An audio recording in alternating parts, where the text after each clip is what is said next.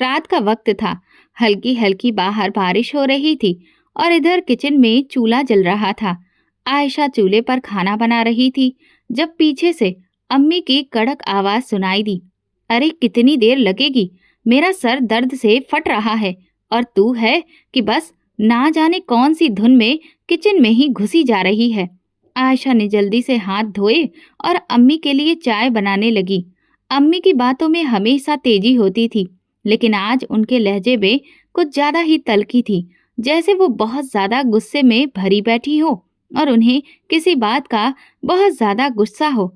आयशा शादी के दिनों के बाद से ही अम्मी की नजर में खटकती रहती थी। वो अम्मी को एक आंख नहीं भाती थी। इसकी वजह शायद ये थी कि वो एक पढ़ी लिखी और सुलझी हुई लड़की थी और बजाय अम्मी को जवाब देने के वो उनके हर तरह के ताने चुपचाप बर्दाश्त कर लेती थी। मगर जवाब देने की आयशा में कभी हिम्मत नहीं होती थी। अम्मी को हमेशा इस बात की शिकायत रहती थी कि उनका बेटा बिलाल को एक ऐसी पत्नी मिली जो बस हर वक्त किताबों में घुसी रहती है और घर के मामलातों के तौर तरीके नहीं सीखती। हालांकि आयशा हर तरह से खुद को अम्मी के सांचे में ढाल चुकी थी। वो हर तीखी से तीखी बात भी खामोशी से बर्दाश्त कर लेती थी। पिछले कुछ महीनों में अम्मी का रवैया हद से ज्यादा सख्त होता जा रहा था। जब से अम्मी को ये पता चला था कि आयशा माँ बनने वाली है, तब से उनके व्यवहार में और ज्यादा चिड़चिड़ापन आ गया था। वो यही सोच रही थी, क्या अब बिलाल अपनी बीवी में ही खो जाएगा और अपनी माँ को नजरअंदाज कर देगा। ये ख्याल अम्मी के दिल में जहर बनकर घुलने लगा था। बीवी हो या माँ, बेटा किसी का नहीं हो सकता।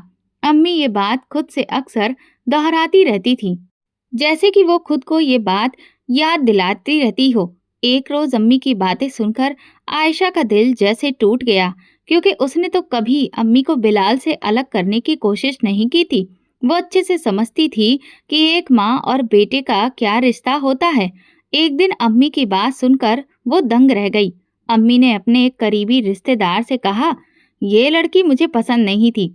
मैंने तभी कहा था कि बिलाल की शादी अपने खानदान में करूंगी, मगर नहीं, उसे तो बस अपनी पसंद की शादी करनी थी। अब भुगतो इस औरत को। ये औरत तो मेरे बेटे को मुझसे छीन ही लेगी। आयशा पास में ही खड़ी ये सब कुछ सुन रही थी। उसका जिस्म जैसे कि बिल्कुल सुन्न हो गया था। उसे तो यकीन ही नहीं आ रहा था कि अम्मी की नफरत इतनी ज्यादा गहरी थी कि एक दिन ये नफरत उसके लिए खतरा बन जाएगी। ये तो उसने अपने सपने में भी नहीं सोचा था। वो तो यही समझती रही कि वक्त गुजरने के साथ साथ अम्मी की नफरत भी प्यार में बदल जाएगी, मगर ये शायद बस उसकी सोच ही थी। आयशा की तबीयत बिगड़ने लगी थी। उसका प्रेगनेंसी का 9वां महीना चल रहा था और वो अक्सर कमजोरी महसूस करती थी, मगर फिर भी वो घर के किसी भी काम काज में कोई कमी नहीं आने देती थी। कि कोशिश उसकी यही होती थी कि अम्मी को एक भी शिकायत का मौका ना दूं। मगर अम्मी को ये सब पसंद नहीं था। वो चाहती थी कि आयशा हर वक्त उनके सामने दबकर रहे। आयशा की खामोशी भी अम्मी को चुभती थी। वक्त के साथ अम्मी की नफरत अब जुनून में बदलती जा रही थी। एक दिन अम्मी ने आयशा को अपने कमरे में बुलाया और दरवाजा बंद करके कहा, सुन, तूने मेरे बेटे को मुझसे दूर कर दिया है। अगर तू ये समझ रही है कि बच्चों के आते ही बिलाल सिर्फ तेरा हो जाएगा, तो ये तेरा वहम है। आयशा ने नजर झुका ली। वो अम्मी से बहस नहीं करना चाहती थी, मगर अम्मी का लहजा खतरनाक था। आयशा ने कुछ कहने के लिए भी मुंह खोला ही था कि अम्मी एकदम से आगे बढ़ी और धीमी मगर जहरीली आवाज में बोली, अगर मैं चाहूं तो वो दिन कभी नहीं आएगा जब तू माँ कहलाएगी। ये सुनकर आयशा कांप गई। आयशा की सांसें जैसे कहीं उसके गले में ही अटक गईं। उसके हाथ खुद ब खुद अल्लाह से दुआ में उठ गए। वो बोली, अम्मी, ये आपका भी तो बारिश है। अम्मी गरजदार आवाज में बोली, तुम और तुम्हारा ये आने वाला बच्चा अगर हम दोनों माँ बेटे के बीच में दूरी पैदा करने का कारण बना, तो मैं ये किस्सा ही खत्म कर डालूंगी। ये सुनकर आयशा के दिल की धड़कन ही तेज हो गई और उसका शरीर ठंडा पड़ने लगा। उसे अम्मी की अब कोई भी बात बर्दाश्त करना मुश्किल हो चुका था। इसलिए वो अपने बहते हुए आंसुओं के साथ कमरे में चली गई। रात को बिलाल का फोन आया तो अम्मी ने उसे आयशा से बातें करते सुन लिया। बिलाल आयशा से कह रहा था कि मैं 3 दिन के बाद भारत वापस आ रहा हूँ, क्योंकि इस वक्त तुम्हारा आखिरी महीना चल रहा है और इसीलिए मैं चाहता हूँ कि ऐसे समय में मैं तुम्हारे पास रहूं, तुम्हारी देखभाल करूं। ये सुनकर अम्मी के चेहरे पर अजीब सी मुस्कुराहट आई, जैसे कि उन्हें कोई मौका मिल गया हो। वो अपने मन में ही सोचने लगी, 3 दिन बाद नहीं बिलाल, तू जब यहाँ पहुंचेगा तो सब कुछ पूरी तरह से बदल चुका होगा। अम्मी ने अपने खौफनाक मंसूबों को पूरा करने का फैसला कर लिया था। रात का सन्नाटा हर चीज को और भी ज्यादा भयानक बना रहा था। अम्मी चारपाई पर बैठी एक चादर में लिपटी गहरी सोच में डूबी हुई थी। उनकी आंखों में एक अजीब सी चमक थी, जैसे वो किसी बहुत बड़े फैसले पर पहुंच चुकी हो। ये बच्चा पैदा होने से पहले ही मर जाए तो, ये ख्याल उनके दिमाग में बार बार गूंज रहा था। उन्हें लगता था कि अगर आयशा का बच्चा पैदा हो गया तो बिलाल हमेशा के लिए अपनी बीवी और बच्चे का होकर रह जाएगा। अपनी अम्मी को तो वो पूछेगा भी नहीं, और ये अम्मी को किसी भी हालत में मंजूर नहीं था। वो ये बिल्कुल भी बर्दाश्त नहीं कर सकती थी कि उनका बेटा उनसे ज्यादा किसी और को अहमियत दे। वो आयशा को रास्ते से हटाने का फैसला कर चुकी थी। अब सिर्फ अपने उस फैसले को पूरा करके दिखाना था। मगर सवाल ये था कि कैसे करे ये सब। पहला ख्याल अम्मी के जहन में जो आया वो ये था कि जहर। अम्मी ने सोचा कि आयशा के खाने में कोई चीज मिला दे, लेकिन जहर बहुत ही धीरे धीरे असर करता है और अगर किसी को शक हो गया तो बिलाल उन्हें कभी माफ नहीं करेगा। इसी डर से अम्मी ने खुद को ये करने से रोक लिया।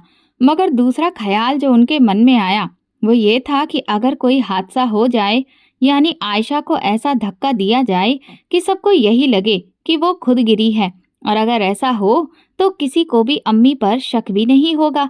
ये सोचकर वो अपने चेहरे पर जीत की मुस्कुराहट ले आई। हाँ, यही ठीक रहेगा। आयशा को छत पर ले जाकर धक्का दे दूंगी। सब यही समझेंगे कि उसका पैर फिसल गया होगा और वो खुद गिर गई होगी।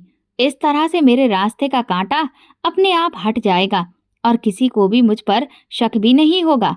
उन्होंने दिल ही दिल में अपने इरादों को पूरा करने का ठान लिया था। अगली शाम उन्होंने आयशा को बुलाया। बेटी, बारिश के बाद छत पर कपड़े रखे हुए थे, देखो तो जरा कहीं वो हवा में उड़ तो नहीं गए हैं। मेरे तो घुटनों में बहुत ज्यादा दर्द हो रहा है। आयशा ने चौंक कर उनकी तरफ देखा, क्योंकि आज पहली बार अम्मी के लहजे में इतनी नरमी थी। ऐसा क्यों था, इस बात पर आयशा ने बहुत ज्यादा ध्यान नहीं दिया और वो धीरे धीरे सीढ़ियां चढ़ने लगी। अम्मी भी पीछे पीछे ही थी। ये सफर आयशा के लिए आखिरी साबित होने वाला था। ये ढलती शाम का वक्त था। आयशा की तबीयत कुछ ठीक नहीं लग रही थी, मगर अम्मी ने जितने प्यार भरे लहजे में उसे बुलाया उसमें कुछ ऐसा था कि वो इनकार ही नहीं कर सकी। वैसे भी वो अम्मी की हर बात को सहने की आदी हो चुकी थी, मगर आज अम्मी की आवाज में एक अजीब सी नरमी थी। आयशा के कानों से अम्मी के वो शब्द दोबारा से टकराए। बेटी, बारिश के बाद छत पर कपड़े रखे थे। उसका ये अंदाज बड़ा ही निराला था, लेकिन माँ तो माँ होती है ना। उसने सोचा कि शायद उनके दिल में ममता जाग गई हो। ऐसा वो सोचने लगी कि शायद बिलाल के भारत आने की खबर ने उनके दिल को पिघला दिया हो, या फिर उन्हें आने वाले मेहमान की खुशी हो जिसने उन्हें बदलने पर मजबूर कर दिया हो।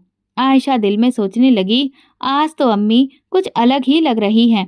और फिर वो हल्की सी मुस्कुराहट के साथ धीरे धीरे सीढ़ियों की तरफ बढ़ने लगी। मगर जैसे ही वो पहली सीढ़ी पर कदम रखने वाली थी, एक पल के लिए उसका दिल अजीब सी बेचैनी में डूबने लगा था। उसे ऐसा लग रहा था कि जैसे कुछ गलत होने वाला है, कुछ बहुत ज्यादा बुरा होने वाला है। क्या मैं अम्मी पर शक कर रही हूँ? वो कुछ पलों के लिए वहीं पर खड़ी रही। फिर उसने अपने ख्यालों को झटक दिया। अम्मी का बदला हुआ लहजा, उनकी नरमी, मोहब्बत, सब कुछ हकीकत ही तो था। वो क्यों बिना वजह बहम में पड़ रही थी? मुझे भी अम्मी की मदद करनी चाहिए, आखिर उन्होंने भी तो मेरा कितना ख्याल रखा है। आयशा ने खुद को तसल्ली दी और सीढ़ियां चढ़ना शुरू कर दिया। अम्मी उसके पीछे ही थी, हर कदम के साथ आयशा के अंदर एक अजीब सा खौफ बढ़ रहा था।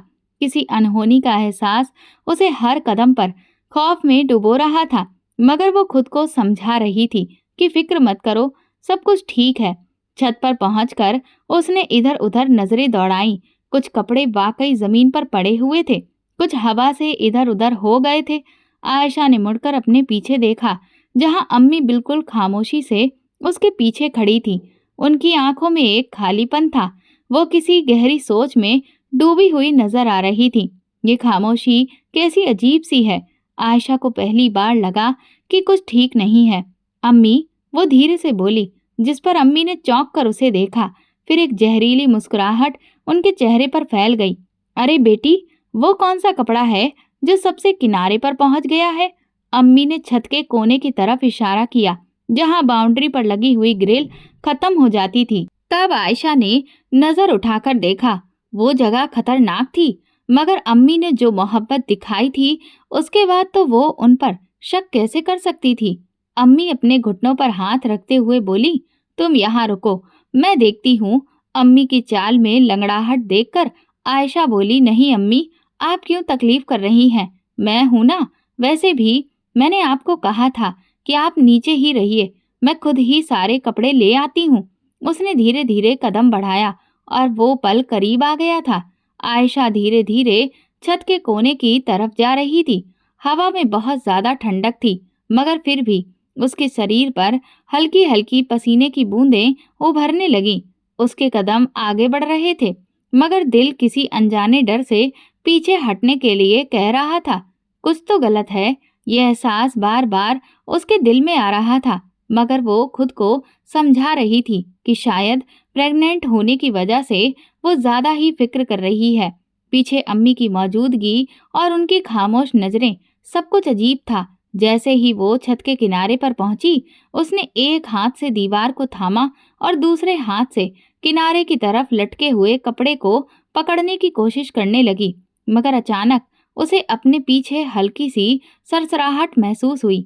अम्मी, उसने पलटकर देखना चाहा, मगर इसी लम्हे अम्मी की गर्म सांसें उसके कानों के करीब पहुंची और बहुत ही हल्की सी खुसफुसाहट सुनाई दी।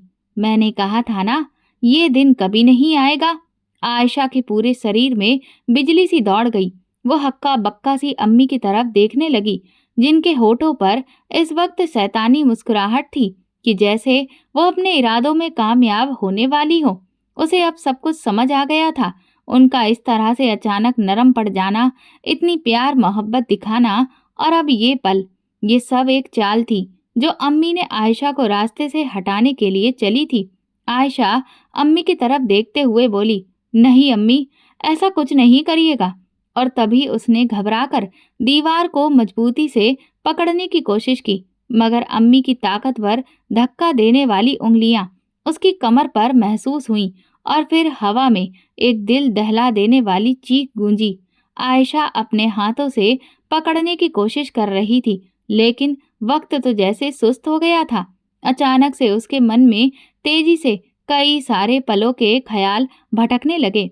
बिलाल की मोहब्बत भरी मुस्कुराहट, उसका पेट सहलाते हुए माँ बनने की खुशी, अम्मी के ताने भरे जुमले, और अब ये पल, उसके हाथ हवा में कुछ भी पकड़ में आ जाने के लिए बहुत बेचैन थे, मगर उसकी पकड़ में कुछ भी नहीं आया।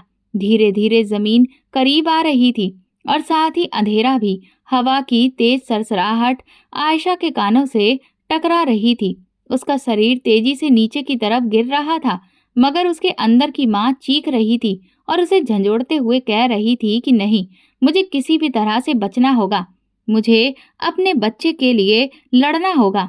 आखिरी पलों में जैसे ही उसके कदम हवा में पहले की भांति उसके हाथ में एक चीज आ गई। छत के किनारे से लटकी हुई एक लोहे की रॉड, जो कपड़े सुखाने के लिए बांधी गई थी। आयशा ने पूरी ताकत से उसे पकड़ लिया। उसके बाजू में दर्द की वजह से एक भयंकर लहर दौड़ गई, मगर उसने हार नहीं मानी। वो अब हवा में झूल रही थी। मौत उसे बस कुछ कदम की दूरी पर ही दिख रही थी, मगर वो जिंदा थी। वो पल आयशा के लिए बहुत ही ज्यादा मुश्किल था। ऊपर की तरफ देखा तो अम्मी का चेहरा बिल्कुल सफेद हो चुका था। ये मंजर अम्मी ने कभी सपने में भी नहीं सोचा था। वो तो चाहती थी कि आयशा सीधे नीचे जा गिरे, मगर वो तो अभी तक जिंदगी से चिपकी हुई थी। अम्मी, मुझे ऊपर की तरफ खींचिए। आयशा की आंखों में एक उम्मीद थी। उसकी सांसें उखड़ रही थीं, मगर उसकी आवाज में उम्मीद की एक आखिरी खनक थी। एकदम से वो जमीन पर तभी धड़ाम से गिर पड़ी और गिरने की जोरदार आवाज पूरे मोहल्ले में गूंज गई। गिरते ही आयशा की आंखों के आगे अंधेरा छाने लगा। एक साथ कई हड्डियां टूटने की आवाज से आयशा के पूरे शरीर में दर्द की लहर बुरी तरह से दौड़ गई। कुछ पलों के लिए वो बिना किसी हरकत के जमीन पर यूं ही बेजान पड़ी रही। छत से नीचे देखने पर अम्मी ने एक पल के लिए अपनी सांस रोकी, लेकिन अगले ही पल आयशा को जमीन पर पड़ा देखकर उनके चेहरे पर मुस्कुराहट फैल गई। आयशा का शरीर बेजान लग रहा था, मगर अम्मी को अभी तक एक अनजाना सा डर महसूस हो रहा था कि कहीं ये अभी भी जिंदा तो नहीं है। उन्हें इस बात का यकीन करना था कि आयशा वाकई में खत्म हो चुकी है। उन्होंने जल्दी से नीचे आने का फैसला किया। दरवाजा खोलकर आंगन में आई और आसपास देखा। मोहल्ले में चारों तरफ खामोशी फैली थी। शायद अभी किसी ने कुछ भी सुन नहीं पाया था। ये सोचकर उन्होंने एक गहरी सांस ली और आयशा के पास पहुंची। घबराहट के मारे अम्मी के दिल की धड़कनें तेज हो चुकी थी। जब वो आयशा के करीब पहुंची तो उसकी आंखें आधी खुली हुई थीं। चेहरा बुरी तरह से दर्द में जकड़ा हुआ था और उसके होठों से हल्की सी सरसराहट निकल रही थी। ये अभी भी जिंदा है। ये देखकर अम्मी का दिल तेजी से धड़कने लगा। अगर ये बोल पड़ी और अगर किसी ने इसे देख लिया तो फिर मेरे सारे किए कराए पर पानी फिर जाएगा। और अगर बिलाल को मालूम पड़ गया कि आयशा को मैंने ही छत से धक्का दिया है तो वो तो मेरे हाथों से ही निकल जाएगा और मैं ऐसा कभी भी नहीं होने दूंगी। इसीलिए आयशा का खत्म हो जाना ही जरूरी है। अम्मी ने इधर उधर देखा और जल्दी से जमीन पर पड़ी हुई ईंट उठाई। एक पल के लिए अम्मी के कदम डगमगाए, फिर उन्होंने धीरे से खुद को हिम्मत देते हुए कहा, नहीं, मैं अब यहाँ तक पहुँचकर कमजोर नहीं पड़ सकती। मुझे ये हर हाल में करना ही होगा। अल्लाह मुझे माफ करे, पर यह करना जरूरी है। उन्होंने पूरी ताकत और हिम्मत से आयशा के सर पर वो ईंट दे मारी। ईंट के लगते ही एक आखिरी सिसकी और पुकार आयशा के मुंह से निकली और फिर वो हमेशा के लिए खामोश हो गई। अम्मी ने एक पल के लिए अपने दिल की धड़कन सुनी। हर चीज अब खामोश थी। अब मुझे जल्दी करना होगा। उन्होंने हाथों की कपकपाहट पर काबू पाते हुए लाश को देखकर सोचा कि अब इसका काम तमाम हो चुका है, मगर मैं इसे यहाँ पर इस तरह से खुला नहीं छोड़ सकती। अगर मैंने इसे यहाँ इस हाल में छोड़ दिया और किसी ने इसे देख लिया तो फिर सबको मुझ पर ही सबसे पहले शक हो जाएगा। एकदम अम्मी के दिमाग में आया कि कब्रिस्तान यहाँ से ज्यादा दूर नहीं है। आयशा के बेजान शरीर के पास खड़ी अम्मी ने एक गहरी सांस ली। उनको यकीन हो गया कि इसका अब काम पूरी तरह से तमाम हो गया है, मगर अब इस लाश का बंदोबस्त करना होगा। देखते ही देखते रात का अंधेरा हर तरफ छा चुका था। गलियां सुनसान थीं, मोहल्ले में हर दरवाजा बंद था। सब लोग शायद अब सो चुके थे, या फिर अगर किसी ने चीख सुनी भी थी तो उन्हें ये लगा कि शायद ये उनका वहम हो या कोई सपना, जिसे समझकर उन्होंने नजरअंदाज कर दिया होगा। क्योंकि अगर किसी ने आयशा की चीख सुनी होती तो कोई ना कोई तो यहाँ पर अब तक जरूर आ जाता। अगर लाश ज्यादा देर यहाँ पर रही तो कोई ना कोई जरूर देख लेगा। अम्मी ने जल्दी से आगे बढ़कर दरवाजा अंदर से बंद किया और कुछ पल के लिए वो सोच में पड़ गई कि अब आगे क्या करूं। अचानक अम्मी की नजर आंगन के एक कोने में पड़ी बोरी पर पड़ी। वो बोरी आयशा ने कुछ दिन पहले पुराने कपड़े और बेकार का सामान डालने के लिए रखी थी, मगर उसे ये कहाँ एहसास था कि बेकार सामान और कपड़ों की जगह उसे ही इस बोरी का हिस्सा बनना पड़ेगा। अम्मी ने उसे देखकर सोचा, हाँ, ये ठीक रहेगा। वो जल्दी से बोरी के करीब पहुंची, उसे खोलकर देखा और फिर आयशा के बेजान शरीर को दोनों हाथों से घसीटकर उसमें डाल दिया। लाश में वजन था, मगर अम्मी के दिल में खौफ इस कदर बैठा हुआ था कि उन्हें थकान का जरा सा भी एहसास नहीं हुआ। बोरी को अच्छी तरह से लपेटने के बाद उन्होंने जल्दी से उसे घसीटकर आंगन के कोने में रखा, जहां बड़ी ही पुरानी टोकरियां और लकड़ियां पहले से पड़ी थीं। बस अब किसी को कुछ भी पता नहीं चलेगा।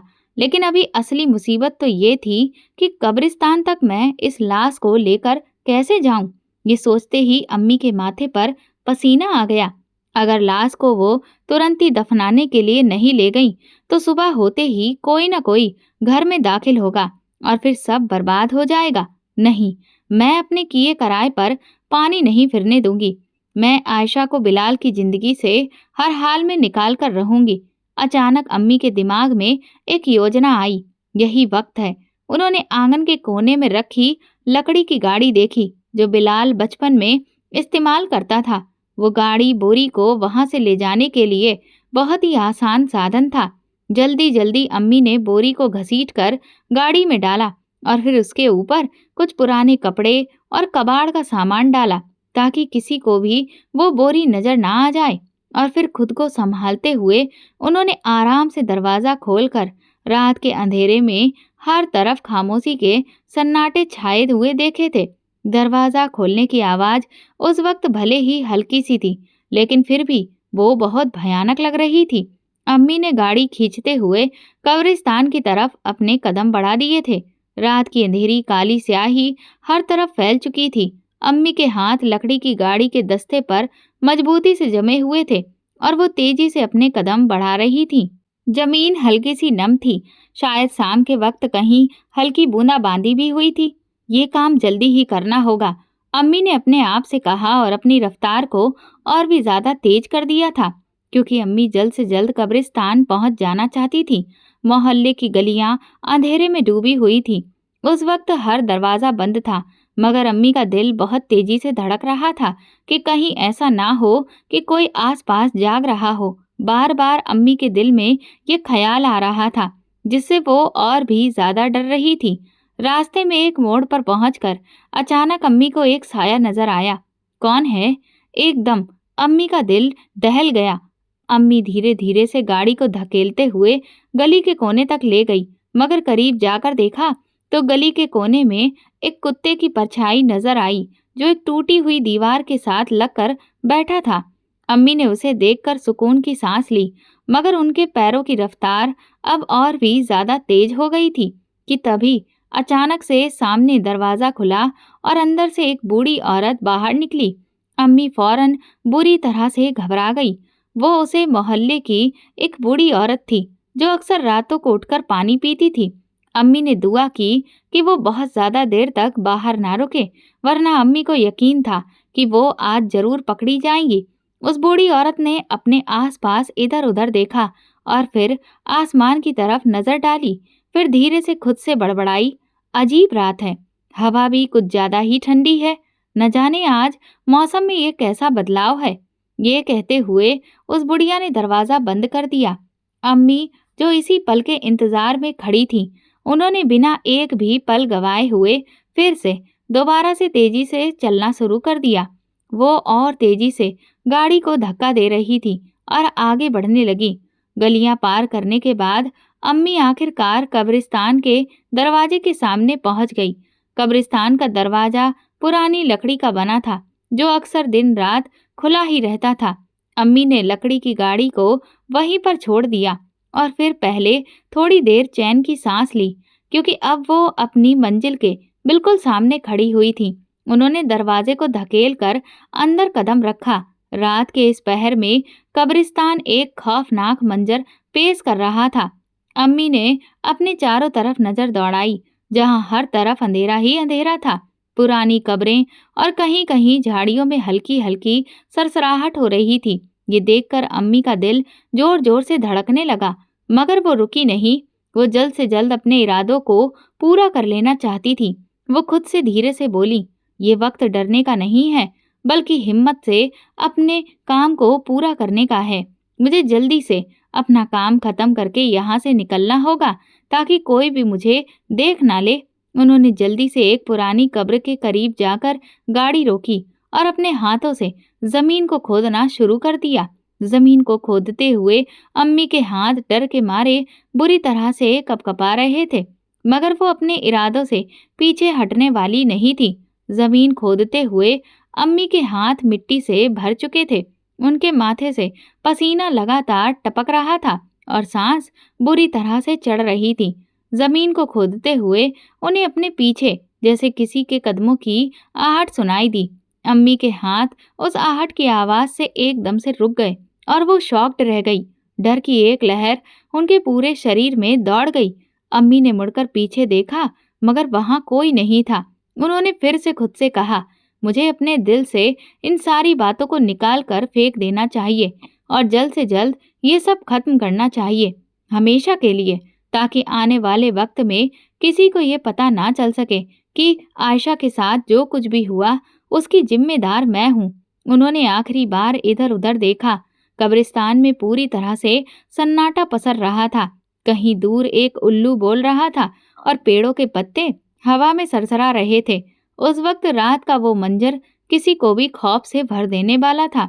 अम्मी ने बोरी को दोनों हाथों से खींचा और कब्र में धकेल दिया, मगर जैसे ही बोरी कब्र में गिरी, अम्मी के कानों में एक आवाज गूंजी, अम्मी, अम्मी, अम्मी।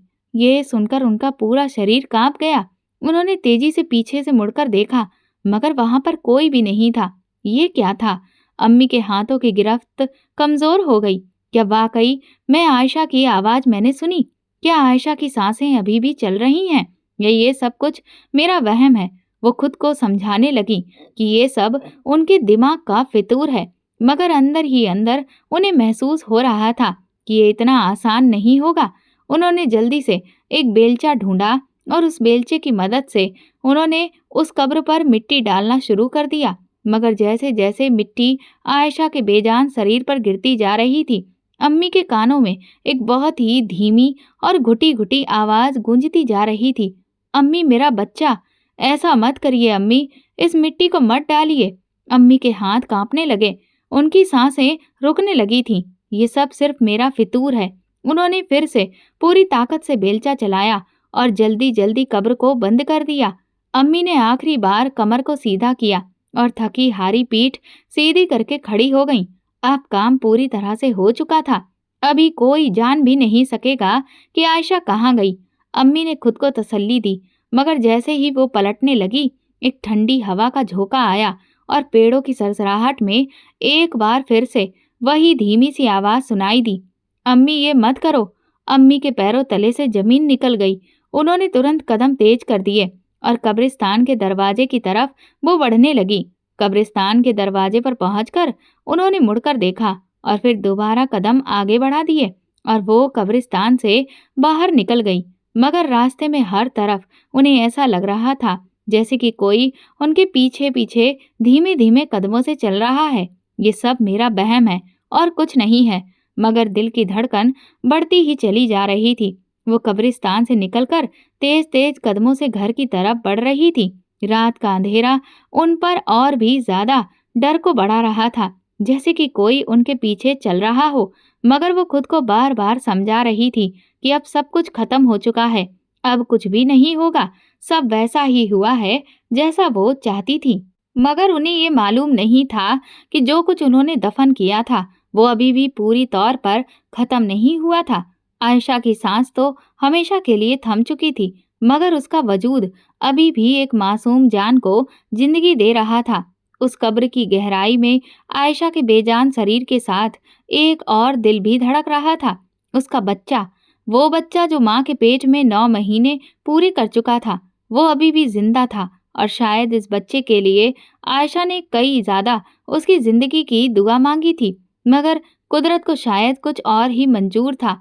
जैसे जैसे वक्त गुजरता गया, बच्चे को ऑक्सीजन की कमी महसूस होने लगी थी, मगर माँ का शरीर आखिरी सांसों तक उसे सुरक्षित रखने की कोशिश कर रहा था। और फिर अचानक एक हल्की सी हलचल हुई। माँ के बेजान शरीर के अंदर एक नन्ही सी हरकत हुई, फिर एक और झटका और एक मासूम सांस और फिर एक धीमी सी रोने की आवाज कब्र की गहराई में गूंजने लगी। वो बच्चा जिंदा था। अंधेरे में दफन वो मासूम जान धीरे धीरे हिलने लगी। माँ के बेजान सीने से लगी वो बच्चा दुनिया में अपनी पहली सांस ले रहा था। और फिर कब्र के नीचे से बच्चे के रोने की धीमी मगर दिल दहला देने वाली आवाज बुलंद होती गई, ये आवाज जमीन के नीचे दबी हुई थी, मगर कुदरत के करिश्मे ने उसे हवा में चारों तरफ बिखेर दिया ताकि बच्चे को नई जिंदगी मिल सके। कब्रिस्तान में हर चीज खामोश थी, मगर जैसे ही बच्चे की आवाज निकली तो पेड़ों के पत्ते और शाखाएं जोर जोर से हिलने लगीं। उल्लू ने जोर से चीख मारी और अचानक हवा का तेज झोंका कब्र के साथ लड़ाई करने लगा। कहीं दूर कब्रिस्तान के रखवाले ने चौंक कर अपने कान लगाए।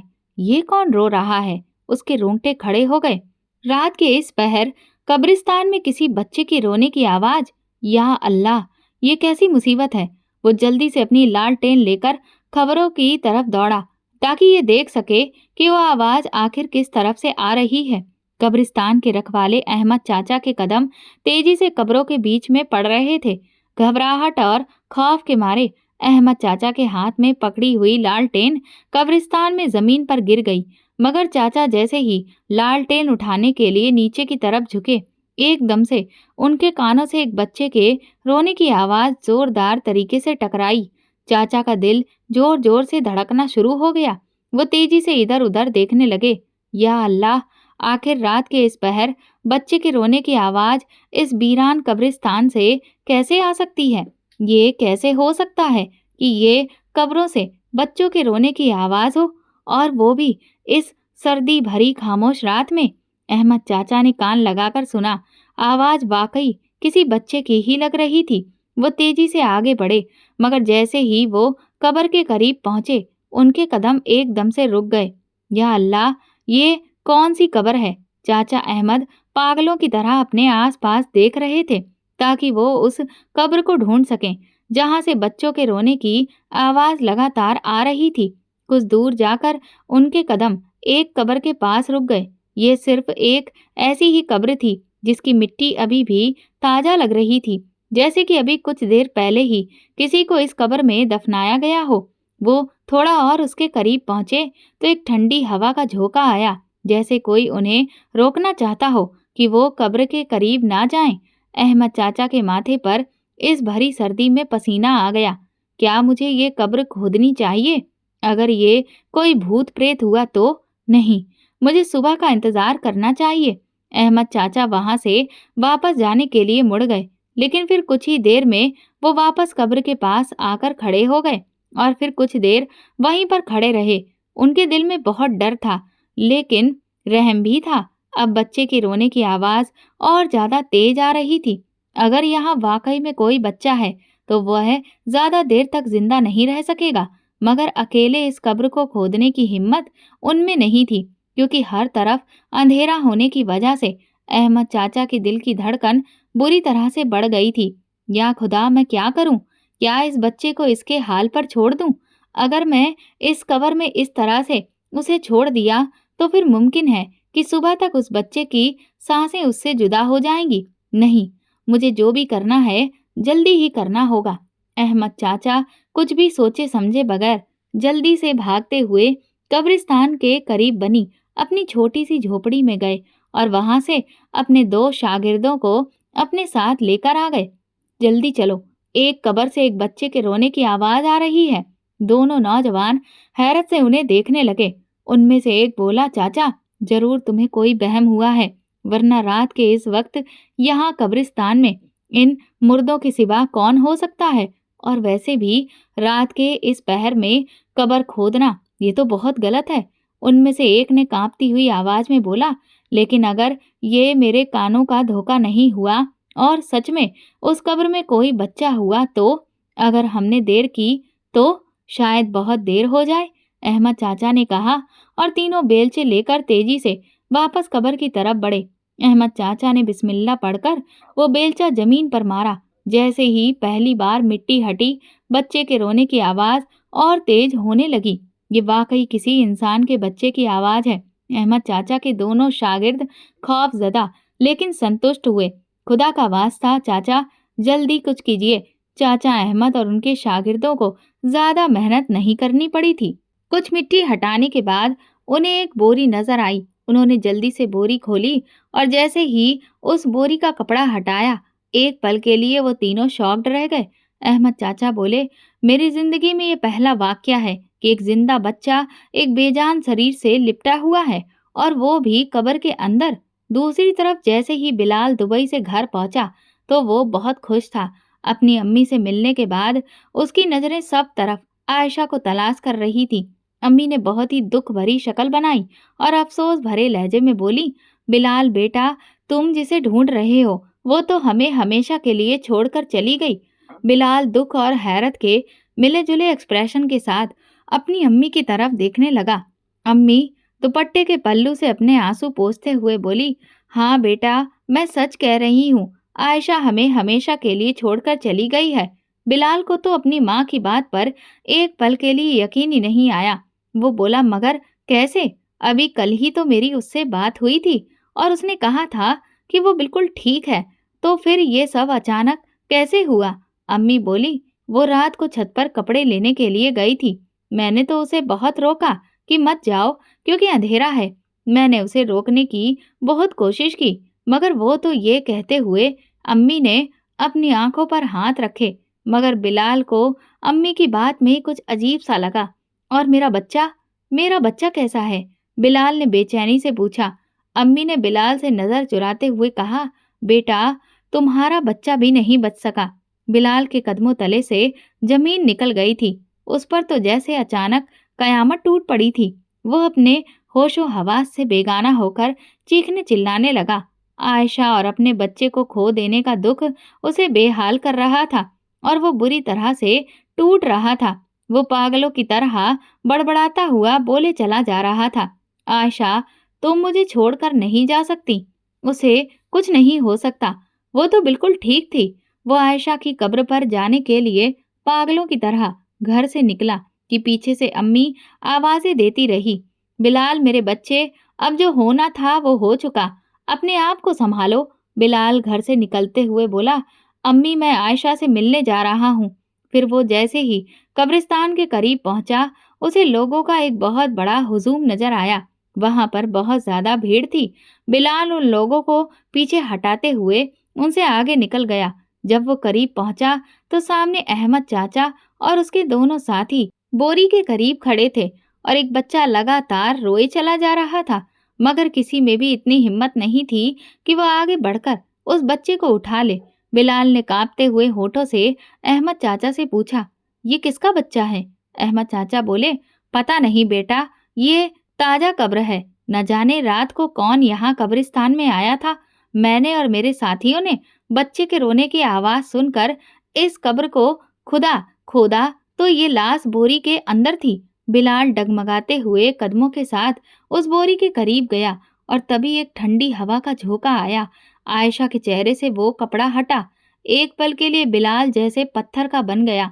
उसे तो अपनी आंखों पर यकीन नहीं आ रहा था कि आयशा उसके सामने मुर्दा हालत में थी और उसका बच्चा माँ के सीने से लगा रो रहा था।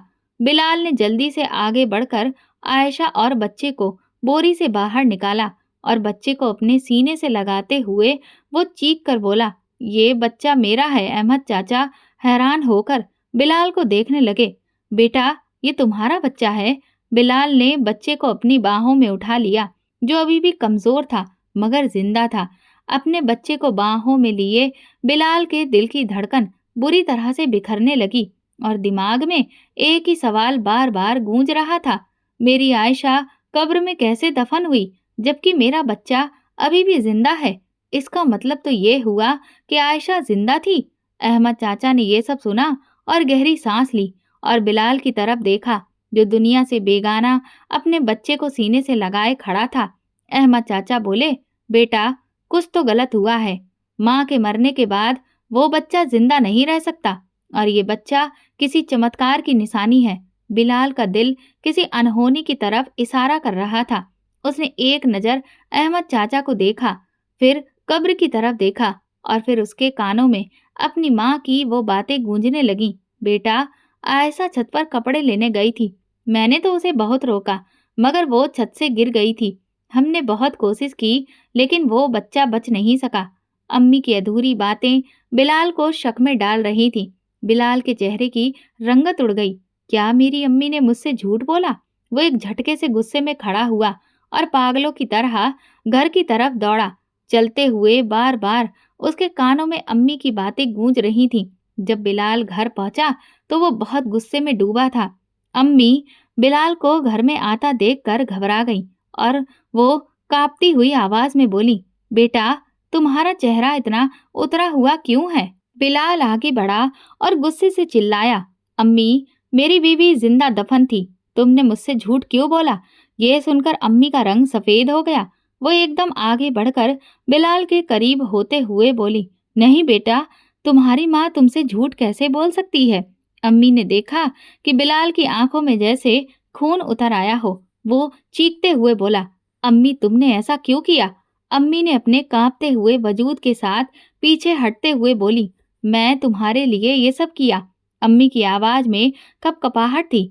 बिलाल अपनी आंखों में गुस्सा लिए बोला, मेरी बीवी की तुम कातिल हो और ये बात अब मुझे अच्छे से समझ आ गई है। अम्मी गुस्से में बोली, वो हमारे रास्ते का कांटा थी और मैंने उस कांटे को हटाया है। बिलाल अपने बालों को नोचते हुए बोला, अम्मी, वो कांटा नहीं थी, वो मेरी जिंदगी थी, मेरे बच्चे की माँ थी। अम्मी गुस्से और खौफ से चिल्लाते हुए बोली, मुझे नफरत थी उससे, उसे आयशा से। मैं तो शुरू से उसे अपनी बहू बनाने के लिए बिल्कुल राजी नहीं थी, मगर मुझे तुम्हारी खुशी के आगे झुकना पड़ा। तो मैंने सोचा, क्यों ना तुम्हारे आने से पहले मैं उसे ठिकाने लगा दूं। इसीलिए मैं उसे कपड़े उतारने के बहाने छत पर ले गई और वहां से मैंने उसे धक्का दे दिया। बिलाल बेबसी से बोला, अम्मी, तुमने ये बिल्कुल भी अच्छा नहीं किया। तभी दरवाजे पर दस्तक हुई। पुलिस आ चुकी थी। अहमद चाचा ने पुलिस को सब कुछ पहले से ही बता दिया था। पुलिस अंदर आई, अम्मी को गिरफ्तार कर लिया गया। अम्मी चिल्लाती रही, मगर अब कुछ भी नहीं हो सकता था। बेटा, मैंने ये सब कुछ सिर्फ तुम्हारे लिए किया। अम्मी चीख रही थी, मगर बिलाल ने पीछे मुड़कर भी नहीं देखा, क्योंकि अपनी बीवी को खोने के बाद उसमें अपनी माँ को खोने की हिम्मत ही नहीं बची थी। उसने अपनी माँ से मुंह मोड़ लिया। आयशा की मौत के बाद बिलाल की दुनिया अंधेरे से भर चुकी थी। कई साल बाद बिलाल एक पार्क में अपनी बेटी के साथ बैठा हुआ था। वो बच्ची हंसती हुई उसकी गोद में आकर बैठी। बाबा, क्या मेरी मम्मा बहुत खूबसूरत थी?